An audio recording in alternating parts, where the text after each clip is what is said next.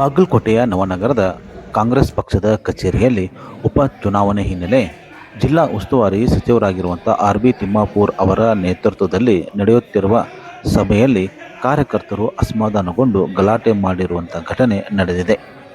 ಚುನಾವಣೆ ಬಂದಾಗ ಮಾತ್ರ ಕಾರ್ಯಕರ್ತರ ನೆನಪು ಆಗುತ್ತದೆ. ಅದರಲ್ಲಿ ಗ್ರಾಮೀಣ ಕಾರ್ಯಕರ್ತರ ಹಾಗೂ ನಗರ ಪ್ರದೇಶದ ಕಾರ್ಯಕರ್ತರು ಎಂದು ಭೇದ ಭಾವ ಮಾಡುತ್ತಿದ್ದೀರಿ ಎಂದು ಬಹಿರಂಗವಾಗಿ ಕಾರ್ಯಕರ್ತರು ಆಕ್ರೋಶ ವ್ಯಕ್ತಪಡಿಸಿದರು. ಸಚಿವರಾದ ಆರ್.ಬಿ. ತಿಮ್ಮಾಪೂರ್ ಅವರು ಚುನಾವಣೆಗೆ ಬಂದ ನಂತರ ಇದೇ ಮೊದಲ ಬಾರಿಗೆ ಸಭೆ ನಡೆಸಿದ್ದಾರೆ. ಇದರಿಂದ ಕಾರ್ಯಕರ್ತರು ತಮ್ಮ ಅಸಮಾಧಾನ ಹೊರಗೆ ಹಾಕಿದ್ದಾರೆ. ನಂತರ ಪಕ್ಷದ ಅಧ್ಯಕ್ಷರಾದಂಥ ಎಸ್.ಜಿ. ನಂಜೇನಮಠ ಹಾಗೂ ಕಾಂಗ್ರೆಸ್ ಅಭ್ಯರ್ಥಿ ಉಮೇಶ್ ಮೇಟಿ ಕಾರ್ಯಕರ್ತರನ್ನು ಸಮಾಧಾನಪಡಿಸಲು ಹರಸಾಹಸ ಪಟ್ಟರು.